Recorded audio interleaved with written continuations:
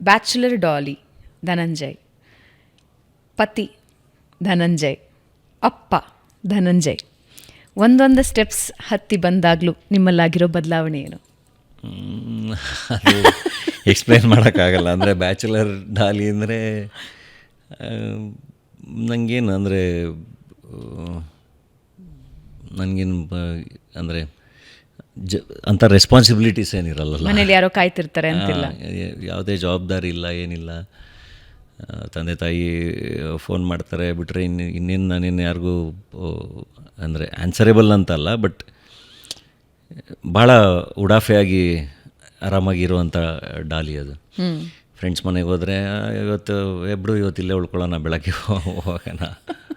So ಹಂಗೆ. But ಯಾವಾಗಲೂ ಕೆಲಸದಲ್ಲೇ I was very serious. ಅದು ಬಿಟ್ಟರೆ ಆರಾಮಾಗಿ ಆ ಥರ ಇದ್ದಿತ್ತು. ಮದುವೆ ಆದಮೇಲೆ ಆಟೋಮೆಟಿಕ್ಕಾಗಿ ಒಂದು ರೆಸ್ಪಾನ್ಸಿಬಿಲಿಟಿ ಬಂದೇ ಬರುತ್ತೆ. ಆ್ಯಂಡ್ ಒಳ್ಳೆ ಪಾರ್ಟ್ನರ್ ಕೂಡ ಬೇಕು. ಅದು ನಿಮಗೆ ಮದುವೆ ಆದಮೇಲೆ ಗೊತ್ತಾಗೋದು, ಭಾಳಷ್ಟು ಡಿಫ್ರೆನ್ಸ್ ಮಾಡುತ್ತದು.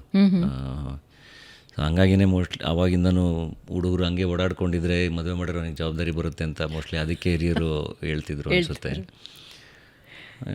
ಭಾಳ ಒಂದು ರೆಸ್ಪಾನ್ಸಿಬಿಲಿಟಿ. ಬಟ್ ಸ್ಟಿಲ್ ಅಲ್ಲೂ ನಿಮಗೆ ಅದು ಹೋಗ್ತಾನೆ ಕಲಿಯೋದು. ಆ ಹುಡುಕ್ತನ ಹಂಗೆ ಇರುತ್ತೆ, ನಿಮಗೆ ಗೊತ್ತಾಗಲ್ಲ. ಬಟ್ ಪಾರ್ಟ್ನರ್ ಜೊತೆ ಅದು ಪ್ರತಿಯೊಂದು ಹೊಂದಾಣಿಕೆ ಆಗ್ತಾ ಒಂದೆರಡು ವರ್ಷ ಬೇಕು, ಕಲಿತಾ ಹೋಗ್ತೀವಿ. ಅಲ್ಲಿವರೆಗೂ ಅಲ್ಲೂ ಇದೇನಿದು ಹಿಂಗೆ ನಾನು ಸರಿನೇ ಇದ್ದೀನಲ್ಲ ಅಂತ ಅನಿಸ್ತಾ ಇರುತ್ತೆ. ಹೌದಾ? ಅನ್ಸುತ್ತೆ ಎಲ್ಲ ಹುಡುಗರಿಗೂ ಹಿಂಗೆ. ನಮ್ಮ ಪ್ರಕಾರ ನಾವು ಸರಿ ಇರ್ತೀವಿ, ಬಟ್ ಅವ್ರ ಆ್ಯಂಗಲಲ್ಲೂ ನೋಡಬೇಕಲ್ಲ, ಅವ್ರ ಪಾಯಿಂಟ್ ಆಫ್ ವ್ಯೂ ಅಲ್ಲೂ ನೋಡಬೇಕಲ್ಲ. ಸೊ ಹಂಗೆ ಅದೊಂದು ನಡೀತಾ ಇರುತ್ತೆ, ಅದೊಂದು ಫೇಸು. ಅದಾದಮೇಲೆ ಅದು ಬಹಳ ಚೆನ್ನಾಗಾಗುತ್ತೆ.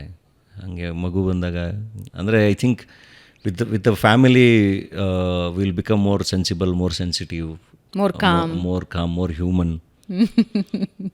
ಮೊದಲನೇ ಹಾರ್ಟ್ ಬೀಟ್ ಕೇಳಿದಾಗ ಮಗುದು ಯಾವ ಟೈಮಲ್ಲಿ ಕೇಳಿದ್ದು? ನಾನು ಅಲ್ಲೇ ಡೆಲಿವರಿಗೆ ಅಲ್ಲೇ ಇದ್ದೆ. ಅಲ್ಲ, ಸ್ಕ್ಯಾನಿಂಗ್ ಟೈಮಲ್ಲಿ ಹಾರ್ಟ್ ಬೀಟ್ ಕೇಳಿಸ್ಕೊಂಡಿದ್ದೆ. ಹೋಗಿದ್ದೀನಿ, 2 ಸರಿ ಹೋಗಿದ್ದೀನಿ. ಆ್ಯಸ್ ಅ ಫಾದರ್ ಆ ನಿಮಿಷ ಏನು ಅನ್ನಿಸ್ತು ಹಾರ್ಟ್ ಬೀಟ್ ಕೇಳಿದಾಗ ಮಗುದು? ನನಗೆ ಅಂದರೆ ನನ್ನ ವೈಫ್ ಜೊತೆ ಅದೇ ಡಿಸ್ಕಸ್ ಮಾಡ್ತಾಯಿದ್ದೆ. ಅಂದರೆ ಈಗ ನಾವೇನೇ ಸೈನ್ಸ್ ಓದಿರ್ಬೋದು, ಇದು ಹಿಂಗೆ ಆಗುತ್ತೆ ಅಂತ ಗೊತ್ತಲ್ಲ. ಒಂದು ಸ್ಪರ್ಮ್, ಒಂದು ಎಗ್ಗು ಅದು ಹೆಂಗೆ ಫಾರ್ಮ್ ಆಗುತ್ತೆ ಏನು ಎಲ್ಲ ಗೊತ್ತಿರುತ್ತಲ್ವ. ಬಟ್ ಸ್ಟಿಲ್ ಇದು ಹೆಂಗೆ ಸಾಧ್ಯ ಅಂತ ಒಂದು ಅದೊಂದು ಶುರುವಾಗುತ್ತೆ. ಅಂದರೆ ಹೀಗೆ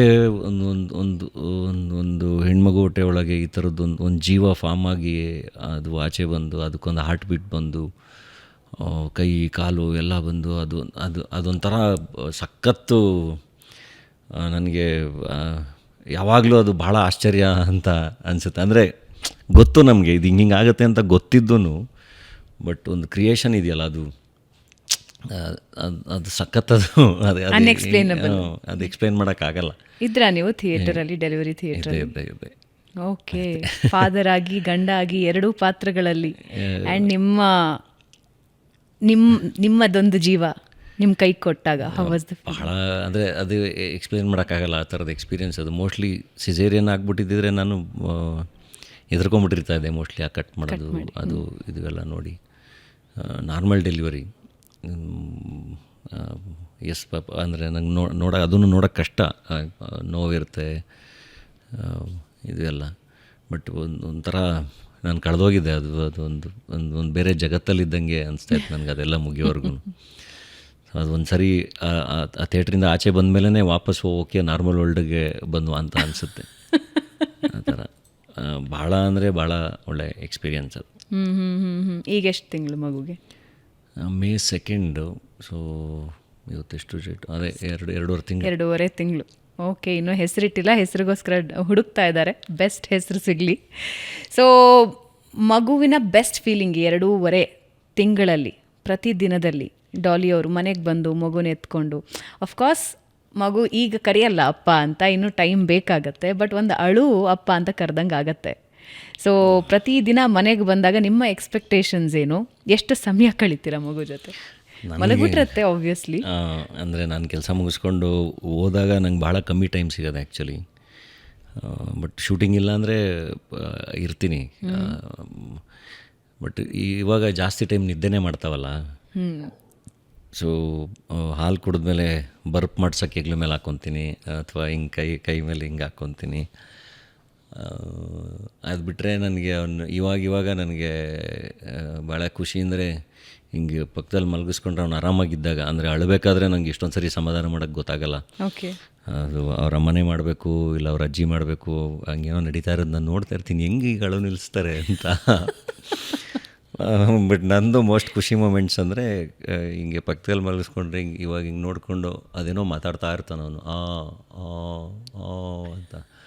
ನಾನು ಹೇಳು ಏನು ಸಮಾಚಾರ ಹೇಳು ಅಂತ ನಾನು ಹೇಳ್ತಾ ಇರ್ತೀನಿ. ನಂಗೆ ಅಂದರೆ ಅದೇನೋ ಹೇಳ್ತಾ ಇರುತ್ತಲ್ಲ, ಅದೆಲ್ಲ ಖುಷಿ ಕೊಡುತ್ತೆ, ಬೇರೆನೇ ಪ್ರಪಂಚ. ಹೌದು.